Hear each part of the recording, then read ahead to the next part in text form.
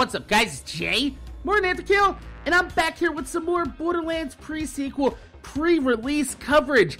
If you haven't been following my channel or Borderlands news in general, the Borderlands pre-sequel is a brand new Borderlands game that will take place between Borderlands 1 and Borderlands 2 and has a release date of October 14th, 2014 for those of you guys in America, and it will come out 3 days later worldwide for everybody else. So this game allows us to go ahead and play as 4 previously non-playable characters, such as Athena from the General Knox DLC. We have Wilhelm, who is a boss that we fight early on inside of the Borderlands 2 game. We have Claptrap, who's pretty much everywhere inside the Borderlands franchise, whether you want Claptrap to be there or not, Claptrap will be there. Then we have Nisha, the Lawbringer, who ends up being the sheriff of motherfucking Lynchwood in Borderlands 2. So we've already taken a look at Nisha's Fan to Hammer and Law and Order skill tree last week, and today we're gonna be taking a look at her third and final skill tree, the Riflewoman. This is actually the last skill tree that we have to look from all the characters that will be released in the pre-sequel, which means we're getting very close to the release of this game, and I can't wait for a little bit of release. So the first skill that we have in this tree is Snapshot, and this skill quite simply boosts your accuracy and reduces your recoil when hip firing. For those of you guys out there that don't know what hip firing is, it's basically spraying without aiming, without looking down your sights. No scoping for the younger kids. So the next skill we have is Bonafide Grit. Now this is actually a kill skill that grants critical hit damage and health regeneration for a short duration of time, and that's something right there I really wish they would actually tell us how long these skills last for. They just say a short duration of time. I wanna know exactly how long this skill is gonna last after. I wanna know how many seconds I got to make my way to the next enemy. But the critical hit damage looks to be something worth having around, and having a bonus health regeneration never hurts on top of that, especially when you take a look that this is a very early skill that you could spec into very early on into the game, especially when, you know, buying health vials would be, you know, a waste of money. So having a little bit of health regeneration never hurts very early in the game. So moving down, Quick Shot is the next skill in the tree, and speccing into this gives you increased gun damage and fire rate after reloading, but you only get the bonuses while hip firing. Once again, it looks like the way that this tree is built, it's the tree that I want to spec into, because, you know, the Law and Order skill tree just kind of seemed meh to me, and it was more defensive oriented, and this tree is all about hip firing and gun damage. And when you combine that with the fact that the Fan to Hammer skill tree capstone is permanent dual wielding, hip firing all the time, pew, pew, pew, pew, pew. What is not to love about this, especially since you could reload independently? All right, so you get these cool fire rate and gun damage after reloading with Quick Shot. So if you can keep a chain going while you're dual wielding, where you're like pow pow pow, reload, and then with your other gun be like pow pow pow and reload, you can kind of keep that Quick Shot chained together, sort of like how people still shoot their guns while Tara goes underground. And Sal has a skill called Keep Firing, and as long as you keep firing, I know a lot of people are like, you're wasting ammo, but as long as you get to keep firing going, you're gonna get the extra bonuses from proccing that skill. So I can see this skill right here synergizing really well with her middle tree. Just like I said before, you know, I really like the fact that this tree is gonna go well with her middle tree, and I'm not really a defensive type of guy, so I don't really want to be running around cracking whips and stacking order stacks in the Law and Order. I still have a problem with that. You can't call the first skill in the order tree order. So anyway, let's just move on, because, you know, there's plenty of skill tree to see here. We're getting off track really early in the video. But here we have Unchained. This is a stacking skill. Another stacking skill. There's a lot of these inside the game. Whoa. Now, this gives you a boost in fire rate with all gun types. Each time you shoot an enemy, you get a stack of Unchained. You can only gain 1 stack of Unchained per second, and you lose them if you don't shoot an enemy for 10 seconds. But even at level 1, the skill gives you a 3% fire rate boost per stack with a max stack cap of 21. The fact that we also see a class mod in the game overboosting this skill already. Yeah, I can see this thing being a highly deadly bullet hose. It's gonna be just a pow pow pow pow pow pow pow. I can't wait to play as this shit. So, moving down into the first one-of-one skill, we have Fistful of Bullets. This increases your magazine size with any gun by 3. Okay. I kind of feel like this is just a throwaway skill. Moving on. But we've actually cracked into the final tier of skills for this tree. So, you know, finding one throwaway skill halfway, it's a one-of-one spec. It's not too shabby when you consider that Blight Phoenix for Maya is all the way at the bottom. And it's useless. So, the next skill, starting out the bottom half of the skill tree, is going to be Crack Shot. Now, the first shot fired from a fully loaded magazine. Let me say that again. Fully loaded magazine causes bonus damage. If you kill an enemy with this shot, they explode, and the explosion deals damage to nearby enemies. Now, this kind of sounds like Zero's one shot, one kill, except you get the chance to do a little bit of splash damage if you get the kill. But those of you guys out there that like sniping, you know, pay attention. That's gonna be your skill right there. Maybe throw a singularity grenade out there, suck everybody together, pop one of the weaker ones with a headshot, watch them all explode. This sounds like a pretty good plan to me. So, to the right of Crack Shot, we have Impatience. This is me. I'm impatient. So, this is another stacking skill, kind of like Unchained, except you have to kill enemies to gain a stack of Impatient. Now, this skill can stack up to 21 times. Each stack of Impatience is worth 20% reload increase. What? That can stack up to 21 times? There's gotta be a catch to this. Newsflash, there is.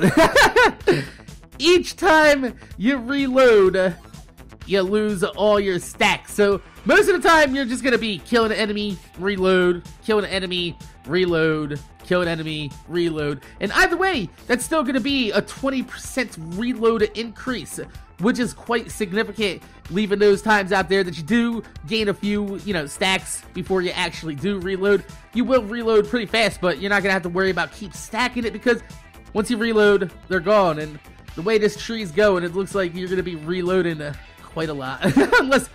Unless you get Fistful of Bullets to increase your magazine size by 3. I hope that's actually like, you know, 3 is a level and not actual bullets. I kind of want to say that. So, rounding out the top tier of the bottom half of the skill tree, we have a Hot Lead. Pop a full of a hot lead, you see. Get him, Bugsy. It's a fucking... I don't know why I went 20s gangster on you, but we went gangster, see. Specking into Hot Lead will give your critical hits with non-elemental damage. It'll make them deal additional fire damage with a chance of setting them on fire for a little of that burn damage over time. The more skill points that you put into the skill, the higher percentage of your gun damage will be applied as fire damage. So even though this works with any type of gun, and they're kind of laying out this entire skill tree to work with any type of gun, this is another skill that I could see being very effective with a non-elemental sniper rifle, especially a Jacobs if they carry the larger crit modifier like they do in Borderlands 2.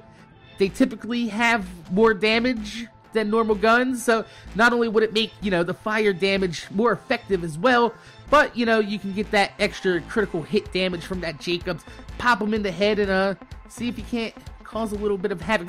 That's the one thing, like, I know a lot of people are gonna complain about the fact that there's no sniper-friendly skill tree here, but they're trying to make it to where, even though this skill tree is kind of effective with snipers, it's not limited to just snipers, and that's one thing that I really like, because the critical ascension for Zero would have been awesome if it worked for more than snipers. And also, if I could buy some goddamn motherfucking ammo while I'm fucking using critical ascension. You go in your menu, boop, there goes all of your stacks.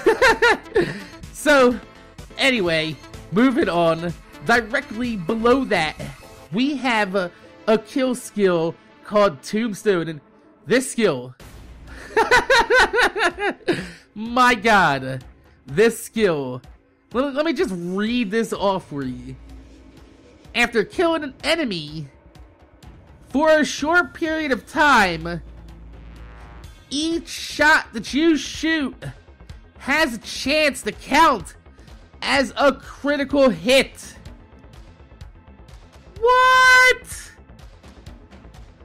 That is awesome. I hate to steal, Brick's whole line there, but I don't have any other words for that. That is Jesus H. Now, if you could find like a sweet bullet hose gun, I can see this turning into some underrated guns, into some overrated powerhouses, like maybe an infinity pistol. One of them has been spotted. Wow. Maybe we'll have Forever Alone 2.0, but that's a whole nother video in itself. Make sure you go ahead and remind me when we go ahead and cover that later on this week. So directly across from Tombstone is Trick Shot, which makes your bullets bounce off of walls and into enemies. I mean, if you ever played as Gage, you're familiar with Close Enough, because Gage pretty much needed Close Enough with Anarchy, because with Anarchy you couldn't hit anything. Without Anarchy you couldn't do any goddamn damage. So if you played as Gage, you know that the bounce of bullets can actually be a pretty cool, effective thing. Especially you can just sit outside of a room and just empty a shotgun with a lot of pellets in it. Pow, pow, pow, pow, pow, and just walk in and like everything's dead. But it is pretty close to Close Enough, except the chance doesn't seem as high, and the damage reduction could possibly be even greater than Gage's was. But I didn't think that this was going to be an actual useful skill until we came to the end, the finito, the finale, the capstone of the motherfucking skill tree. We have the Unforgiven. I'm gonna let that sink in. Now, when I first heard this skill, I thought she was gonna pull out a super powered pistol like the Hunter from Destiny. I got excited, but she doesn't. This skill makes all shots that you shoot during her action skill showdown that hits enemies, it makes it ricochet towards another enemy, dealing 10% weapon damage per shot. Now, that's not the cool part. The interesting part of this is I repeat, any enemy that's hit with one of your bullets at the end of your action skill, the bullet that they got hit by will proc an explosive nova, dealing explosive damage to them and any enemy nearby. What? That right there is gonna be absolutely insane, because, you know, even though, you know, the bullets being ricocheted and, you know, Nisha has a lot of critical hit damage modifiers, you kind of want to be as accurate as possible. This seems like just hitting an enemy at all during her action skill has a chance to kill them when the explosive Nova triggers, especially if you've ever used like a Deadly Bloom shield or you ever used a Love Thumper. You know exactly how strong an explosive Nova in Borderlands. Even in Borderlands 2, the Deadly Bloom and Love Thumper just really rocked the shit out of some enemies. And the fact that, you know, Showdown, Nisha's, you know, action skill is on a very short cooldown. I'm pretty sure it said something like 14 seconds, and it doesn't last very long. I think it's like 7 to 8 seconds. I'm pretty sure it's like 8 seconds because she's a cowgirl and you gotta ride the goddamn bull for more than 8 seconds, you know, shit like that. Anyway, it's enough with the auctioneer voice. I can see a lot of motherfuckers exploding before she leaves the room, and I'm fine with that. I am 100% fine with walking in the room going and watching bitches explode, walking out, dusting off some blood, guts, black stuff. So that is the end of Nisha's Riflewoman skill tree, and even though it's set up for having, you know, some efficient sniping in the game, it's not a sniper skill tree. It is a 100% gun damage skill tree, which is crazy because so is her Lawbringer skill tree. So I'm pretty sure if you stack both of these skill trees together, she is gonna be a monster. And she's gonna be the type of bitch that breaks a puppy's neck. R.I.P. Dusty. Breaks puppy. I want that mission in a game. That's a video for another day. Wow. So, my name is Jay, MorninAfterKill. I want to thank you guys for watching. Make sure you guys rate, comment, subscribe. If you could leave a thumbs up on the video, I'd highly appreciate it because it gives me motivation to make more videos for you motherfuckers that watch my motherfucking videos. This is Nisha's Riflewoman skill tree. The final skill tree of all the characters in the game for us to look at. And that means we're close to launch. I'm excited. Are you excited? Tell me in the comments down below. Are you excited? Are you excited for this game? I know you are. So, my name's Jay, MorninAfterKill. Thanks for watching, and I'm gonna see you guys later.